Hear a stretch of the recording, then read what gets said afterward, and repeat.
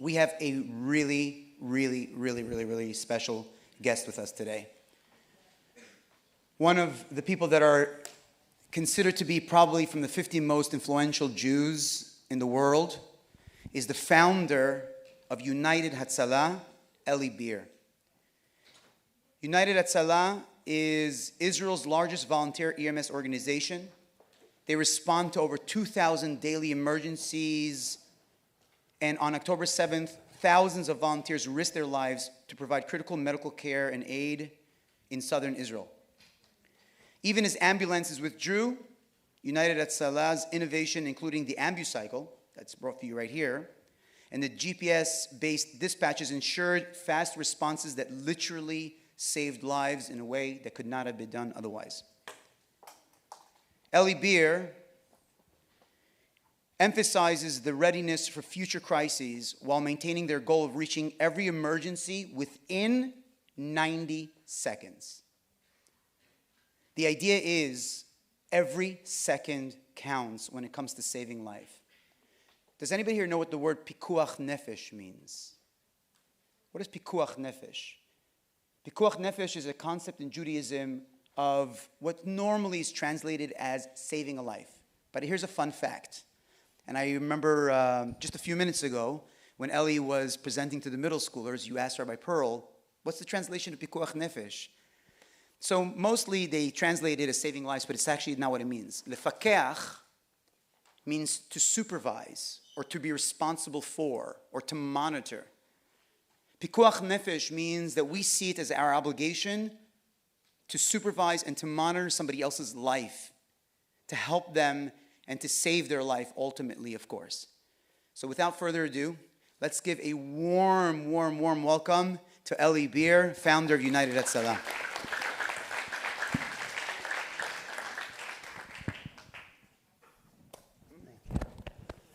Hi everyone, I'm really excited to be here, and I know a few of you. How many of you were in Israel? Okay, it's easier for me to say. The other question will be easier for me. How many weren't? How many of you weren't in Israel? All went to Israel. That's amazing. I never saw in my life, Rabbi, I never saw one school in my life that I asked a question where anyone here in Israel, that everyone was in Israel. This is the first school in my life that has seen anything like this. This is kol hakavod to you, first of all. Kol hakavod. And to the school. Okay. So I grew up in Israel. I was in Jerusalem when I grew up, in Beit Vagan. Did anyone ever hear of Beit Vagan? You ever heard of Har Herzl? Yad Vashem? You ever went to Yad Vashem? So I grew up right there. And when I was 6 years old, I came back from a Friday afternoon, and I saw a bus that was blown up. It was very, very young. I was 6 years old, but I remember the people screaming for help, needed help. But I was too young to help, but I was very affected. That day was the most thing that changed my life, really. And I realized little people, little kids, people were laying there on the floor waiting for help. And no one was there to help them. It was a long time it took till an ambulance came. Taxi drivers were actually pulling people inside taxis and taking them to the hospital. So when I was growing up, I was thinking to myself, you know what? When I grow up, I want to be a doctor and save people's lives. And the problem was I wasn't such a good student, and they didn't have JLA in Israel then. And I couldn't get to medical school for sure because I wasn't doing too good in my grades. So I decided to become an EMT, emergency medical technician. And I was 15 years old at the time. Now, growing up in Beit Vagan, which is right next to Yad Vashem, I used to go to Yad Vashem a lot. And I used to see what Hitler did to the Jewish people and how he was one person influenced millions, tens of millions of Germans and other nations to hate Jews for no reason. This is 1933 when Hitler took over. He literally brainwashed the entire Europe to hate Jews. Then we didn't have a state of Israel. He couldn't blame anything on Israel. He just blamed Jews for being Jews. And he said, we have to kill every single one of them. So I grew up seeing this, and I said to myself, one day I'm going to save Jews. I want to save people, not only Jews, but I'm living in Israel, I want to save Jewish people. And then when I was 15 years old, I went to volunteer in an ambulance. And I realized being in the back of an ambulance, we have a lot of problems. You know, the main problem we have being in the back of an ambulance is traffic. I just came through the 95. And it's unbelievable. An ambulance can go through sometimes. It just takes a long time. So I used to go out to emergency calls with the ambulance crew. And I used to get stuck in traffic. And it was like driving me crazy because I knew that by the time we get there, this person's not going to be alive anymore. We had an emergency call of a 7-year-old boy who was not breathing. It took us 21 minutes to get to this little boy. 21 minutes. How many of you could stop breathing for 1 minute, for 2 minutes? Impossible 2 minutes, almost impossible. 21 minutes, by the time we got there, we started CPR. We knew already it was too late. But a doctor who lived across the street, the doctor ran over to us and started helping us. And the reason he ran over to us was because he saw our ambulance parked downstairs. And then we started working together and trying to save this little kid. And 45 minutes later, after trying everything, the doctor says there was nothing else to do, just bring a sheet to cover him. That was the worst moment of my life, knowing a kid died, waiting for us to help him. We couldn't get there faster because we were stuck in traffic and it was very far. And I said to myself at that moment, I said, you know, something doesn't make sense.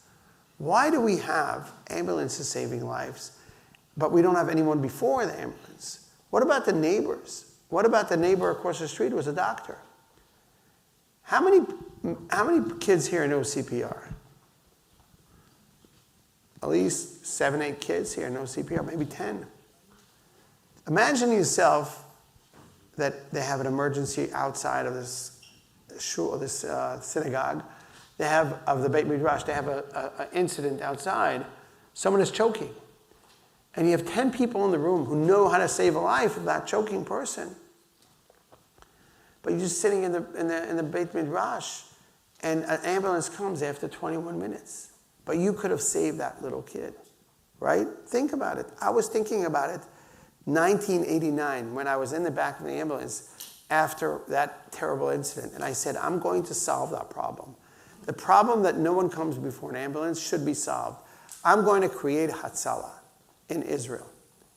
My friend said, how are we going to do it? I said, we're going to go ahead and somehow convince the ambulances to share calls with us. And every time they have an emergency, we will go there and save lives. And I went to the ambulance organization. I couldn't convince them. They said, no.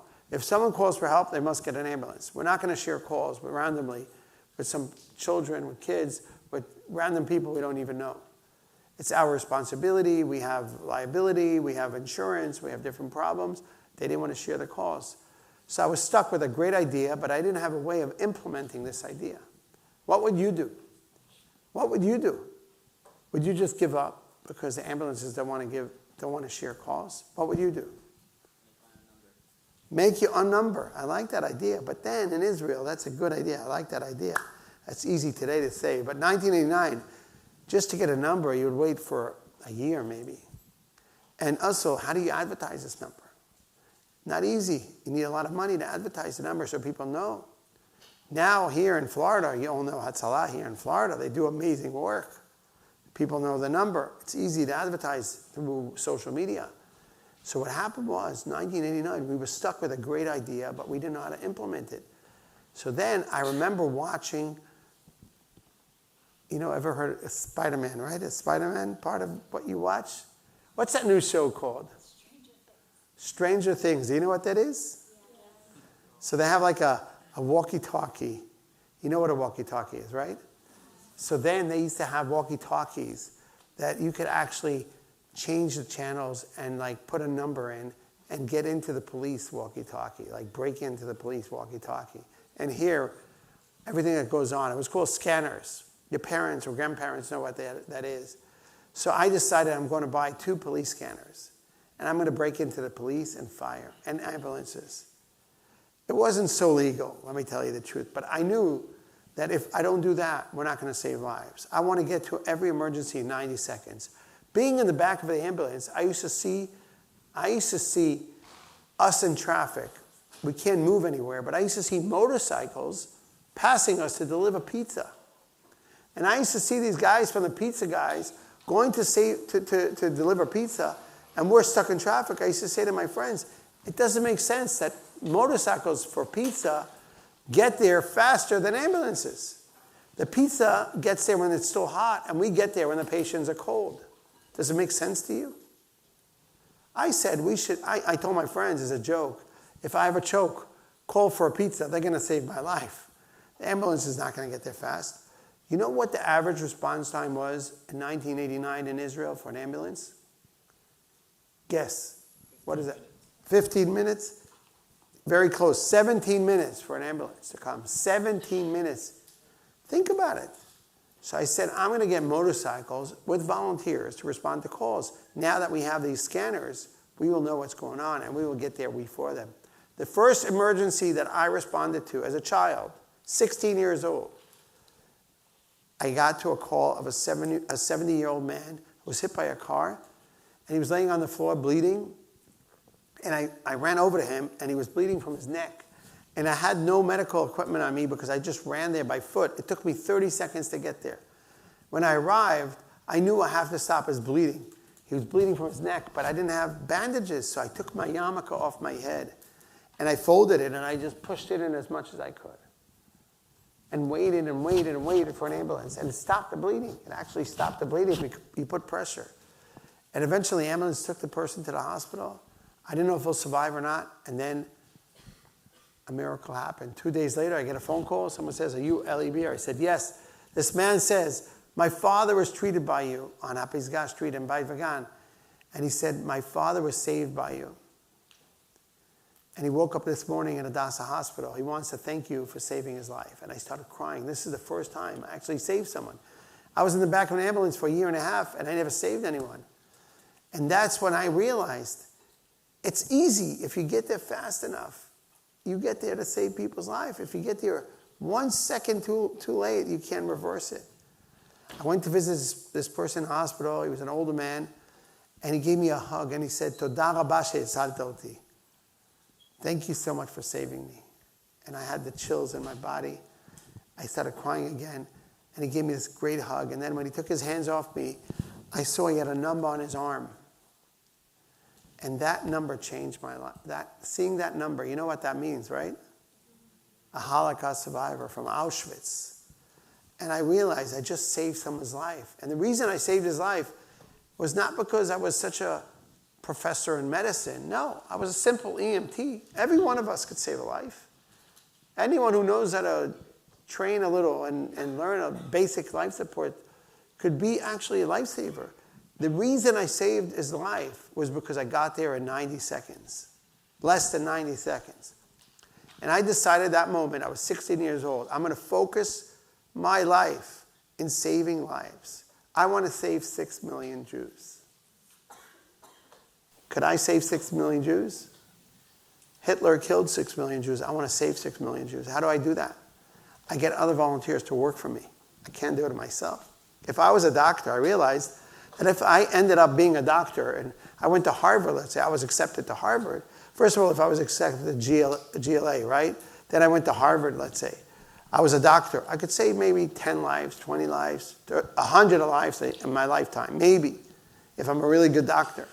But I said, I'm going to save 6 million Jews and more if I get many more volunteers like you, like all of you, and I train you, and you save a life, and you save a life, and you save a life, and another life, and another life, and one day you'll train someone else, and that person will save a life. And that's how I got to this. So I'll tell you something. Since I started with 15 friends, I got these motorcycles. I used to see the motorcycles that deliver pizza, and I said, you know what? I'm going to build an ambulance on 2 wheels. And people said, no, how is that? How do you do that? I said, no, we're going to create ambulances on 2 wheels, and we're going to call them ambucycles. All the medical equipment will go here, in the box here. We have enough room for medical equipment. We'll put on lights and sirens. We'll have the volunteer with a helmet and a jacket so they could be safe. We'll train them how to use the ambucycle. so they don't ever get stuck in traffic. And I thought about the reason I'm doing all of this is because I want to save lives. And my father was a very religious man. My father learned by Rabbi Moshe Feinstein. He was a rabbi, my father. And my father told me that there is the biggest mitzvah in the Torah. There is no doubt that the biggest mitzvah in the Torah is, what is the biggest mitzvah in the Torah? The biggest mitzvah in the Torah is a Aseret HaDibot, right? We have a Aseret HaDibot. Let me ask you a question. Think about it. You have keeping Shabbat, respect to your parents, many things that you have in the Torah. But there is a lot of mitzvahs like Shabbat or Yom Kippur or even a Brit Milah. Think about it, a Brit Milah. When do you need to do a Brit Milah? In the 8th day, right? So now Brit Milah is on the 8th day. What happens if Brit Milah ends up on Yom Kippur? Are you allowed to do a Brit Milah on Yom Kippur? Yes. You're allowed to do it? On Yom Kippur? Why do you say that? Because your Brit was on Yom Kippur? No, but I've been to one on Yom Kippur. You've been on Yom Kippur. Okay, good answer. You must do a Brit Milah on Yom Kippur. So that means that Yom Kippur, even if the Yom Kippur is the holiest day of the year, even more than Shabbat, no one drives on Yom Kippur. No one eats on Yom Kippur. It's such a holy day, right? But if you need to do a Brit Milah on Yom Kippur, you need to do it. My father was telling me that there is something more important than a Brit Milah on Yom Kippur. And actually, one day this happened. A volunteer of United Hatzalah, you know what his job was? Besides being a volunteer, which he doesn't make money from, he has to make a parnasa. He was a moel. He did Brit Milot. And one day he get a call. Someone says, I had a baby born, Mazel Tov. Okay, a baby boy. When is the Brit Milah? Yom Kippur. He said, listen, I have like 4 other Brit Milahs that day, so I'm going to come. But okay, I'm going to come like an hour before the end of Yom Kippur. Fine. As long as it's still in the daytime, you can do the Brit Milah. Right? It has to be on the day before Shkiah. So he's walking miles to get there on Yom Kippur. He doesn't drink. He doesn't eat. He gets to the scene, and the shul is there. Everyone's there fasting, but they have a baby there waiting for Brit Milah. But he came a little late. He came like 20 minutes before Shkiah. Now this volunteer of United Hatzalah, he's a moel, and he has to do the Brit Milah. Now all of a sudden, he gets a call of Hatzalah about a woman who's not breathing. But I wasn't sure if she's not breathing or she's not. Someone was confused. So it was like maybe not breathing. Maybe. It was a chashash. Like a not certainty. Right? So he's thinking, what do we do? What do we do? And my father was a rabbi. We were talking about this. So I'm asking you, you're very smart kids here, and you know the Torah, right? What do? You have a Brit Milah, you have 20 minutes left, and they have a woman who's not for sure, but it could be she's not breathing. So anyone have an idea? What do you think? You run to the woman. You run. Anyone else? Anyone thinks differently? Yeah. Saving a life. But it's Brit Milah. You have 20 minutes for the Brit Milah, and this woman is not for sure. This woman, not for sure. Could be she's fine. What do you think? Maybe because there's a safek, a doubt on whether the woman is not breathing or not, and because there are other people who could potentially save this woman, maybe it's possible for you to continue the Brit Milah. So you think, what's your name? Ari. Ari thinks that maybe someone else is going to help her, and this woman and this baby has to have a Brit Milah that day. We can postpone it. He thinks that we should. Anyone agree with him? All right, you're the only one here. And I'll tell you something. Many times when you're the only one, you're the wrong person. You think he's right, by the way, and everyone else is right. I'll tell you why. Let me explain. It's actually a big sheila in the halakha. You're not saying something for sure wrong. A lot of people were doubting, maybe it's chashash. So the chashash, if it was for sure, I know you would agree to run, right? So now let me tell you something about the Torah. And I learned this as a child. My father was at Tzaddik. My father told me something very interesting. My father said, we Jews, we have something that's the most important in our lives. And I said to my father, the Torah. My father said, there is something more important than the Torah. Saving a life. It says in the Torah, v'chai b'hem. You live. This whole Torah is in order for you to live in it. To live. So even if there is a chashash, a small tiny chashash, you stop every halacha. You're allowed to give a person pork, shrimps, on Yom Kippur, just to save that person's life if he's in danger. So now, I started this with 15 volunteers of mine. We bought these police scanners. We were tapping into the police, and we started saving lives. We bought these ambucycles.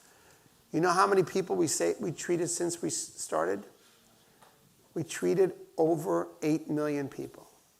8 million people. Not everyone we saved. 8 million people. But I want to show you a short clip of one story that actually happened on Shabbat. Okay? I'm going to show you a story. Rabbi, the first story. Look at this.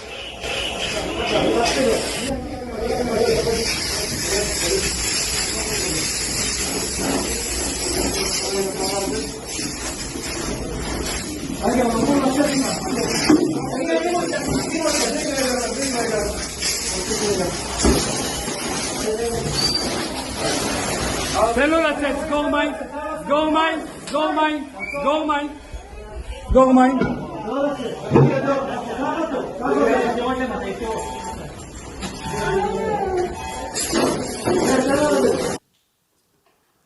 I have the chills. When I was a little kid, I was thinking about saving lives and thinking about saving one life. I never imagined that our volunteers that I trained other volunteers and other volunteers. This is a group of volunteers who went into a burning building, and there was smoke all over, and they knew they had a child there.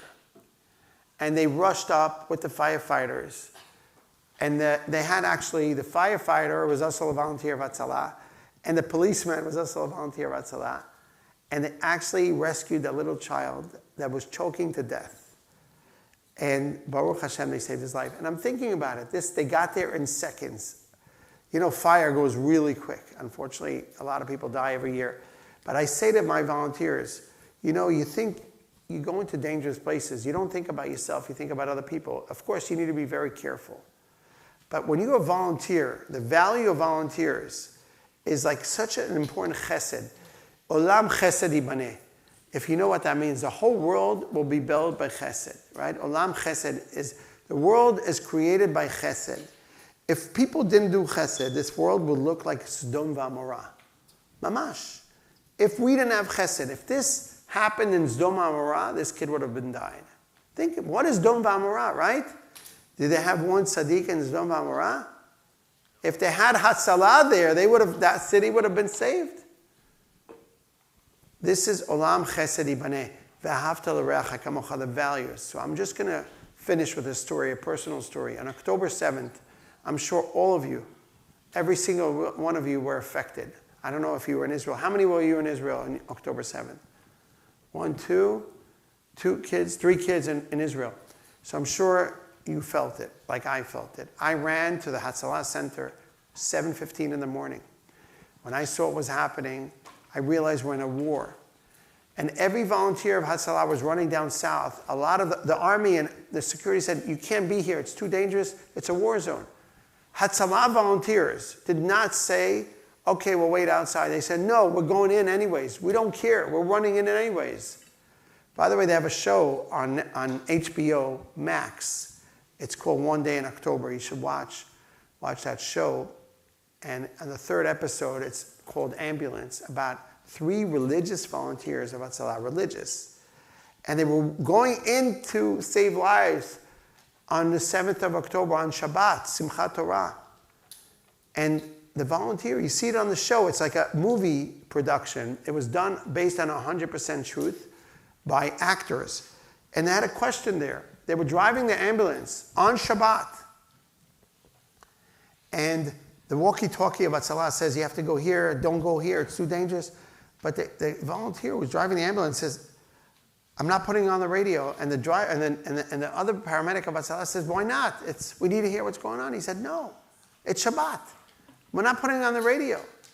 The halakha says we have to go save lives, but we don't put on CNN and Fox News and the radio to know what's going on. We know what Hatzalah tells us. That is pikuach nefesh. Everything else is not. So every every time you go save a life on Shabbat, you must know the halacha. You can't just say, okay, now I'm going to save a life, I'm putting on the radio. Next thing, I'm putting on music. I want to put on music. No. You go save lives on Shabbat. It's the mitzvah. You're actually doing the biggest mitzvah possible. My wife, Gitti, was actually, she was supposed to be here. She came late today. The flight came late. But my wife, Gitti, she landed in Miami. She's here for next week. We have a gala. I don't know how many of you are coming to United Hatzalah Gala. On Wednesday, we're having heroes there like Yossi Cohen, the head of Mossad.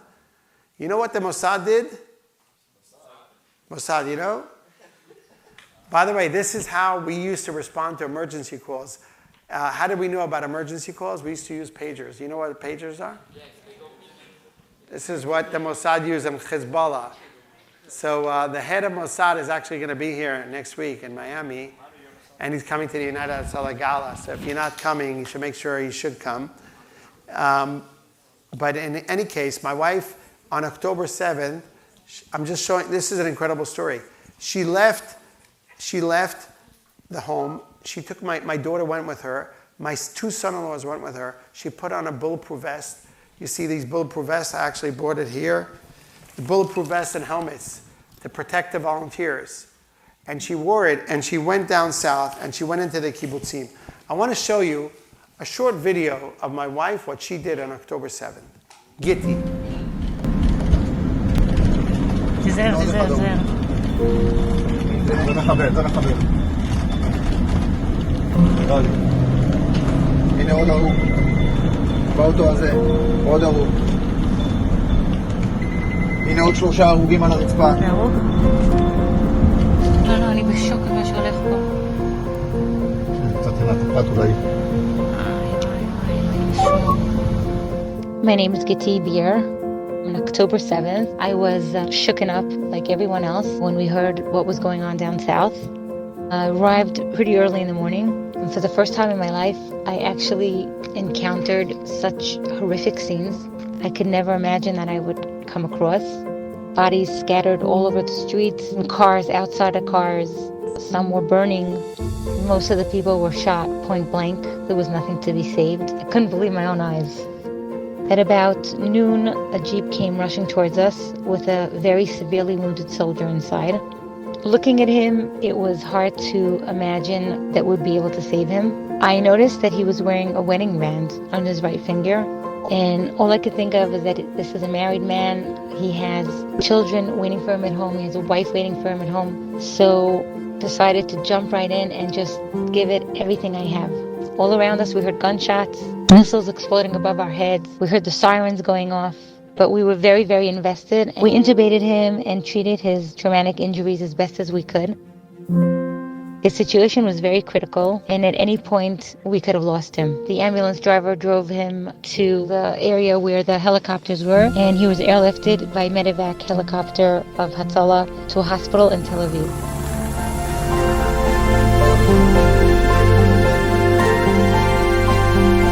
This person was injured. His name was Nir, and he was in a serious condition. He had a bullet in his head. My wife knew that she has to do everything possible to save his life. No matter what, she was working under fire. She was putting her life in danger, like many other volunteers. That day, we lost 3 volunteers who died that day.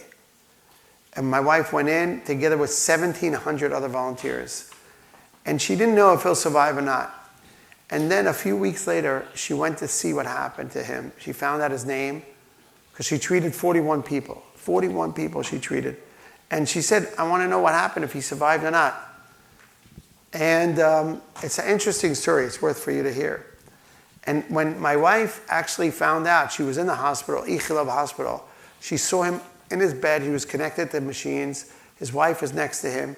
And she was hugging his wife. She told his wife the story. And my wife was crying afterwards, and she said to me, I don't know if I did the right thing saving him, because he's going to be probably a vegetable. He's not going to survive. He's not going to be alive. He's not going to be able to have a functional life. And I said, what are you talking about? She says, Eli, I maybe did even worse. I said, Gidi, how could you say something like that? When it says pikuach nefesh, Pikuach nefesh kadma lekol Torah. Like, not kadma, pikuach nefesh, does it go, Rabbi? Pikuach, like saving a life is more important than the whole Torah. I said, you don't start evaluating, oh, this person will live, not live. You do whatever you need to do to save a life. And I reminded my wife that her mother was a survivor of Holocaust. And no one was there to save her family. My mother-in-law was the only survivor. I said, Gitti, you did the right thing. Now we have to pray to Hashem. Praying comes with doing ishtadlut. You did your maximum ishtadlut. Now we have to do the prayer. So we started praying every day for Nir. And this thing worked. 8 months later, I get a video. The wife of Nir sends a video of her husband walking out of the hospital. But where does he go? The first thing, where does he go? To visit his son in kindergarten. And he must see this video. I thought he's not going to survive. This is one of the miracles of October 7th. Watch this video.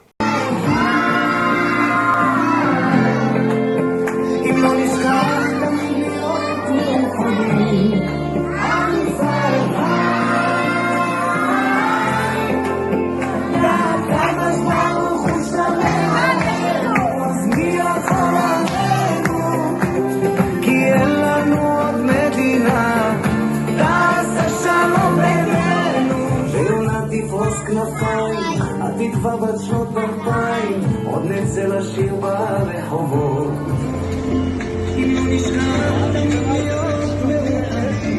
כאן בשעות הכי קשות הוא שומר עלינו אז מי יכול עלינו כי אין לנו עוד מדינה תעשה שלום בינינו שמור עלינו.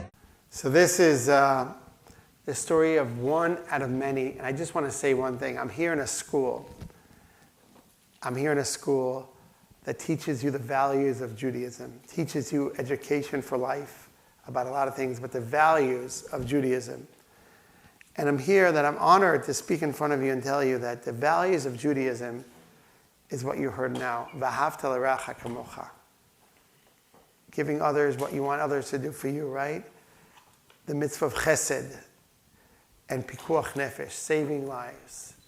And what you're doing here in school is really being the leaders of the next generations. You are going to be, some of you are going to be inspired to save lives one day.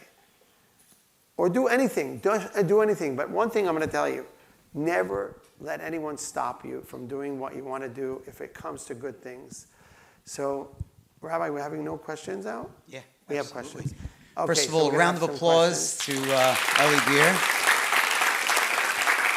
I don't know about you guys, but that was incredibly inspiring. Thank you.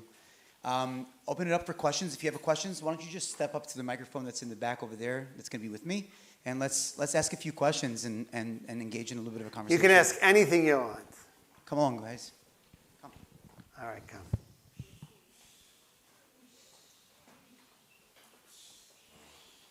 Say your name. Hi, I'm Leanne. I was wondering when you were able, when did people notice what Hatzala was doing, and when you guys changed from the pagers? Yeah, the pagers to a real, a phone number. How was it to be recognized? Okay, great question. So actually, we went through a lot of phases. When you start small. I'm sure a lot of you are going to start businesses. You're a lot of entrepreneurs here, I'm sure. You start small and you grow and you start changing and sometimes you make mistakes and you fix them. I always said in Hatzala, I always want to make sure that we don't make the same mistake twice. So originally when we started with pagers and these walkie-talkies, these scanners. But around 19 years ago, GPS started coming on phones. I mean, way before you were born. They had no GPS. I grew up, we didn't have a GPS. Then these GPS phones started. And it was not on iPhones. We didn't have iPhones then. But when the GPS phones came, I said, you know what? Let's switch to Uber. Volunteers should be located close to the emergency. We were the first organization in the world that actually created an app very similar to Uber on phones that weren't even iPhones. They were Java systems, Nextels. And we actually knew where every volunteer is. So this way, we save more time. Our goal was always 90 seconds. So in order to get there in 90 seconds today, we have technology that replaced all these old technologies. We actually locate the closest volunteers to the emergency. Not only that, we use AI to predict where the next emergencies are going to happen. So volunteers could actually go towards that emergency before it actually happens. It's hard to explain now, but this is what we're doing in Israel. Israel is an innovating country, and United Hatzalah is a volunteer innovation organization. Let's get another question. Arlen? Where does majority of your funding come from? So here we have a businessman asking a question. I like that. What's your name? Nissan. Okay, we are all volunteers. Now, the biggest donors to United Hatzalah are the volunteers. A taxi driver by the name of Sami, who drives a taxi, and he has a medical kit like this in the back. This is in the back of his taxi. When you go into the taxi, you'll see a medical kit with a defibrillator. That takes like a third of his back, like the trunk. And every time someone comes to go to the airport, he has a problem, but he knows Hatzalah comes first. If an emergency comes, he goes out to save a life and loses money. You know, that's the volunteer who's losing money. That's the biggest donors of Hatzalah. Second are the donors who give money. We actually have a lot of kids your age who support United Hatzalah. We have a program called the Light Legacy Heroes, which you could all register to be part of. And kids your age raise money for an oxygen tank or a defibrillator or even an ambucycle. We get a lot of our fundings from young people your age. And that's another way. And sometimes we have big donors who come and support United Hatzalah. See, this is, we're going to give out some books later. You could actually get these books, about 90 seconds, How I Started United Hatzalah. It's a great book. You can read it on Shabbat. And this is, I recommend you register to this so you could support United Hatzalah and be part of this community of young kids your age. And we have prizes like jackets and hats and trips even to Israel. Prizes to be a month in Israel in a camp called Camp Rescue that we're giving scholarships for them. Anyone who's involved, we do a raffle and we do some evaluation. So it was a great question, Nissan. Thank you. Yes. Good morning, I'm Arlen, and so obviously you spoke about a lot of different moments that like you felt like Hatzalah's really had an impact, and I was just wondering if there's like one moment in particular that you've seen like in Hatzalah over like obviously the last few years that like really stands out for you in terms of like this event has had like a bunch of impact. I love this question. What's your name? Arlen. Harlan from England? Yeah. Okay, so let me tell you something. Thank you for the question. I love that question. Last week on Wednesday, this is an incredible story. Guys, this is something amazing. And you know what? My whole life, I have stories that keep me going and give me motivation. But last week I got a call. You know what my dream was? To save 6 million Jews. I used to see the museum of the Yad Vashem Museum and how Hitler killed so many Jews, 6 million Jews. I said, I'm going to save 6 million Jews, but it's very hard. I can't do it on my own. Last week, I get a phone call from Moshe Weitzman. He lives in Sderot, and he calls me up, and Moshe Weitzman tells me, Eli, you need to hear the story. And I just landed, and I was busy. Please, Eli, listen to the story. I said, what's the story? He said, October 7th. I said, I heard every story. He said, no, you didn't hear this story. And we had thousands of stories. And I wrote a book called Angels in Orange by Art Scroll about October 7th, but I need 20 books, 100 books. I heard a lot of stories. He said, Eli, I got into a 835 into a battle zone on October 7th, and I saw people dead everywhere. 30 people dead on the junction next to Sderot. All of a sudden, I see a soldier who's dying. I see him losing a lot of blood. I see him losing blood. And I said, I must save this guy's life, this soldier's life. And I run over and I start stopping his bleeding, and I see he's a general in the army, in the IDF. So I rush the ambulance. We had a Hatzalah ambulance there. I pull him under fire. They started shooting at him. And he put this general in the back of the ambulance. And he rushed him to the hospital. He told the doctors, you must save him. This guy is a general. You must save a general. And guess what? The doctors saved this general. He was dying. They saved his general. So I said, that's a beautiful story, Moshe. That's a beautiful story, but it's not so unique. I heard so many stories like that. Yes, he's a general. The other guy is not a general. The other guy was a civilian. Why is this so important to tell me now this story? He said, Eli, didn't you hear about Roman Gorfman, the general? I said, no, I didn't hear the news. He said he was just appointed to be the head of Mossad. I said, the general you saved was just appointed to be the head of Mossad? So you asked me a good question. If I ever get inspired, look, my dream was to save 6 million Jews. Think to yourself, we saved the guy who's now going to be the head of Mossad. Would that help my goal to save more Jews? That Mossad is in charge of saving and protecting Israel. Saving and protecting Jews, not only in Israel, in England, in France, in Mexico, in Argentina. You know, they had many, many terrorist attacks all around the world that were planned to be, and Mossad helped. So Hatzalah, United Hatzalah Volunteers, on October 7th, saved one guy who's now going to be protector of the Jewish people. And I hope, Ezrat Hashem, that will bring me closer to my goal. Ladies and gentlemen, Eli Beer. If I could ask everyone for one favor, okay? Wrap around on the stage and behind the motorcycle for a quick picture. Come on, come on, come on. And we're going to give you some, we have enough books. Danielle, we have enough books. All right? Pack up, come on. Use the stairs and please make sure that we can see you in the camera. Thank you very much. Many times. Quickly, everyone. We try our best to understand the situation.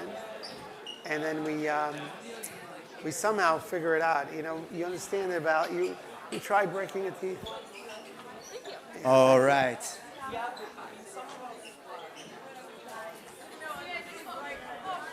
All right.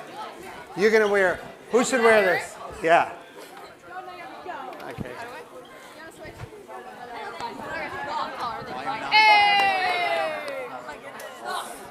All right. Take a picture of me. Give me a Hey, Rabbi, here.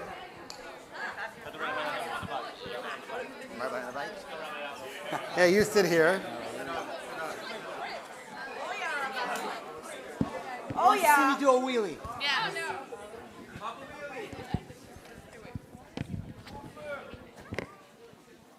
All right, guys. I would love everyone here to register to be the Light Legacy Heroes. I would love everyone to be part of the Light Legacy Heroes. We have some books here. Not enough for everyone, but Rabbi, we're going to bring more books to schools so other kids register so we can get more books to the kids. It'll be amazing. All right, on 3, JLA saves lives. Ready? 1, 2, 3. JLA saves lives. I want to see you volunteering no matter where. Volunteer. Have a great day, everyone. Thank you. Have a great day. Shabbat shalom. Go to lunch.